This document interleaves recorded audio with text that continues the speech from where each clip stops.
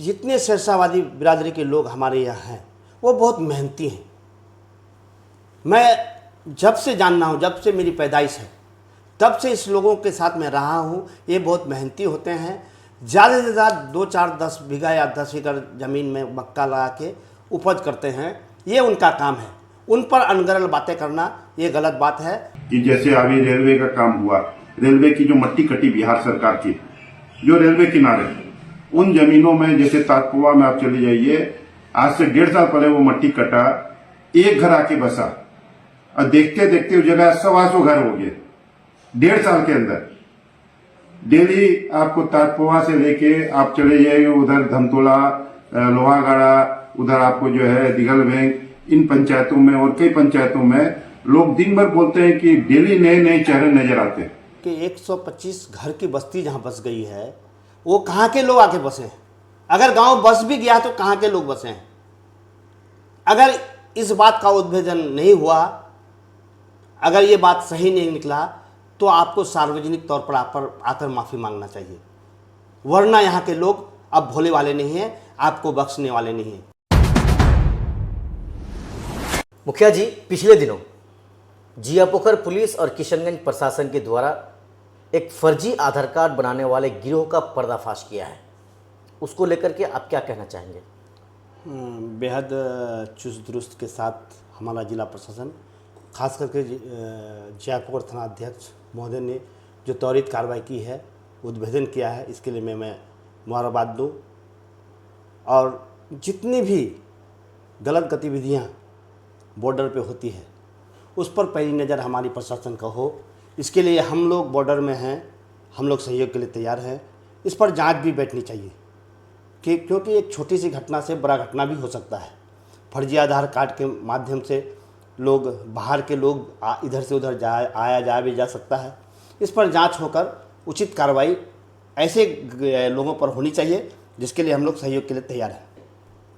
एक चीज़ जो खुलकर सामने आया है मुखिया जी, कि उन लोगों के द्वारा फर्जी आधार कार्ड लोगों को बनाया दिया जा रहा था। किसी को तो बाहर जैसे दिल्ली, मुंबई, अलग अलग जगहों में काम करने के लिए भेजा जा रहा था, चाहे वो नेपाल के हो या अगल बगल के कहीं के हो। लेकिन जिस तरह से बॉर्डर एरिया में लगातार, और वो भी ऐसे इलाके जो हमेशा संवेदनशील होती है, लोगों की नज़र रहती है, प्रशासन की नज़र रहती है, इतना बड़ा काम, और कैसे देखते हैं आप इसको? देखिए, ये बहुत ही ख़राब मामला है। ये हमारे बॉर्डर के सिक्योरिटी के लिए, हमारे भारत के रक्षा के लिए ये बहुत ही ख़राब बात है। इसके माध्यम से कई तरह के हालात पैदा हो सकते हैं। ऐसे हालात में जितने भी लोग इस पर संलिप्तता है उन पर जांच हो, उनकी कार्रवाई हो, उन पर कार्रवाई हो। लेकिन मुखिया जी, कुछ लोग हैं जो इसको राजनीतिक मुद्दा बना रहे हैं और ख़ास करके एक कौम, एक ज़ात पर अटैक कर रहे हैं। कह रहे हैं कि चाहे वो दिघलबैंक का इलाका हो, ठाकुरगंज के आसपास का इलाका हो, चाहे ताजपुआ पंचायत का इलाका हो, वो ये कह रहे हैं कि यहाँ पर कुछ लोग रातों रात आते हैं और बस जाते हैं, और सिर्फ बसते ही नहीं हैं, पूरी पूरी बस्ती बस जाती है, ऐसा उनका मानना है। इसी बात का मैं खंडन करता हूँ। एक महोदय ने, पूर्व विधायक गोपाल अग्रवाल जी ने एक वक्तव्य दिया है। उन्होंने कहा है कि बाहर से आकर घुसपैठिया लोग नई बस्तियां बना दिए हैं। मैं इस बात का खंडन करता हूं, निंदा करता हूं और विरोध भी करता हूं। ये हमारे आंतरिक सुरक्षा के लिए बहुत ही महत्वपूर्ण बात है। हमारी भारत माता की रक्षा के लिए बहुत ही महत्वपूर्ण बात है कि हमारे देश के अंदर कहीं से बाहरी आदमी बसे, इसका हम लोग विरोध करते हैं। अगर ऐसी बात है तो हमारा तंत्र कहाँ है? भारत सरकार के गृह मंत्रालय कहाँ है? या फिर आपको जानकारी थी, आप कोई आम आदमी नहीं है, आप जो हैं, तो इससे पहले आपने किस किस को लिखा कि बॉर्डर इलाके में, खास करके वहाँ की बात करते हैं जहाँ शेरशाहवादी लोग बैठे हुए हैं, चाहे दिघलबैंक का कुछ एरिया हो या बंदरझुला से ताजपुआ की बात हो, आपने हमेशा ऐसे जगहों पर टिप्पणी किया है। आपको जवाबदेही तय करनी चाहिए। आपको बताना चाहिए लोगों को आके कि आपने पहले गृह मंत्रालय को इसकी बात कही है यह सिर्फ वोट के लिए, वोट की राजनीति करने आए हैं।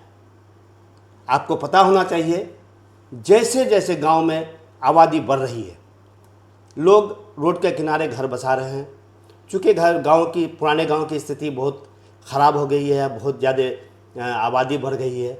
हम देखते हैं कि हर इलाके में, चाहे वो हिंदू इलाका हो, सुरजापुरी मुसलमान का इलाका हो या शेरशाहवादी भाइयों का इलाका हो, वहाँ लोग अपनी पुरानी बस्ती छोड़ के नई बस्ती बसाते हैं।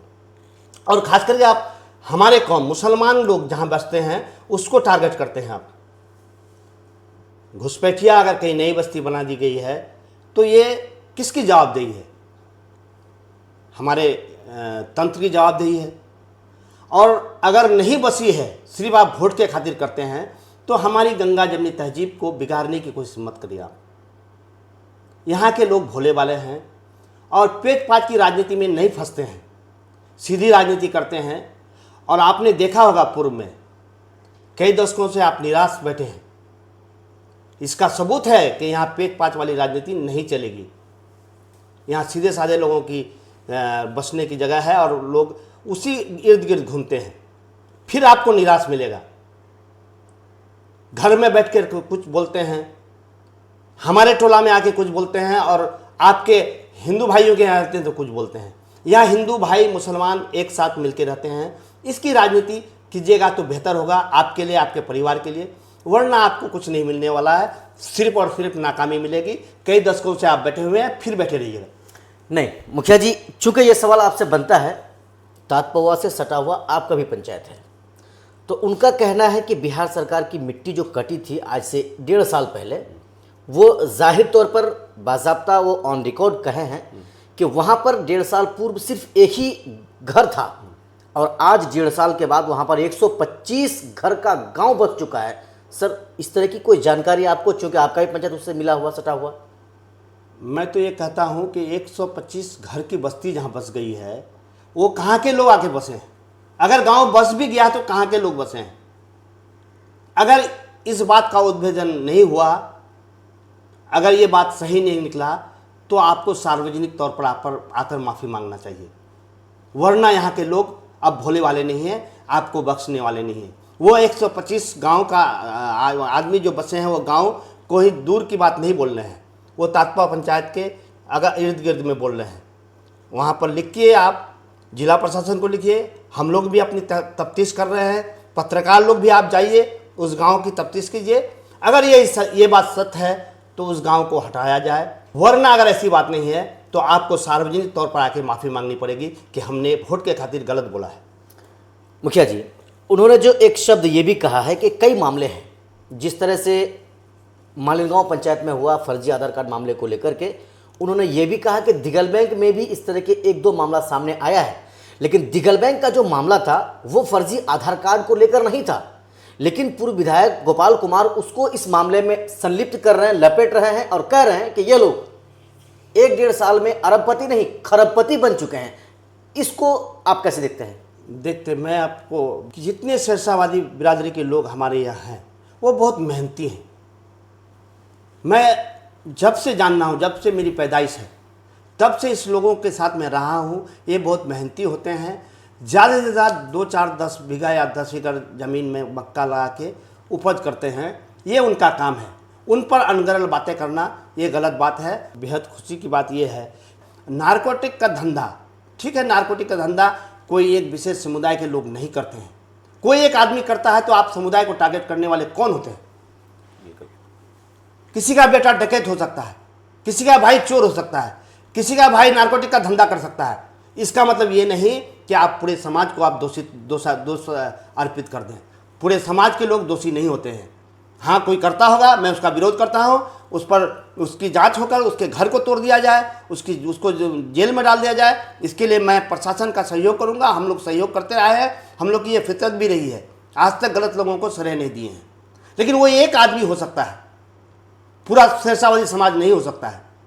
शेरशाहवादी समाज जितनी मेहनत करता है, हम समझते हैं कोई दूसरा समाज 1 महीने में जितना मेहनत करता है वो 1 दिन में मेहनत करता है।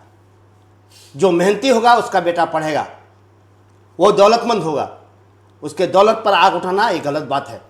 ओवरऑल अगर मुखिया जी अगर आप देखें उनके इन बयानों को, तो लगता नहीं है कि किसी ज़ात को या किसी जो है कम्युनिटी के लोगों को टारगेट कर रहा है। बिल्कुल पूर्व विधायक गोपाल अग्रवाल जी सिर्फ और सिर्फ सिरसावादी बिरादरी के लोगों को टारगेट करता है। टारगेट करके उनका कोई लक्ष्य होता है, उनको नीच दिखाने का, और कोई मतलब नहीं है। यहाँ के सिरसावादी लोग मेहनती लोग हैं, यहाँ बैठ के मेहनत करके वो मजदूरी करके लोग जीवन यापन कर रहे हैं। उनको एक टारगेट बना लिए हैं सिर्फ वोट के खातिर कि किसी को तकलीफ देंगे तो हमारा वोट हमारे तरफ आ जाएगा। ऐसा नहीं है। यहाँ का हिंदू मुस्लिम सब लोग एक साथ रहने में विश्वास रखते हैं। आपका ये नहीं चलने वाला है।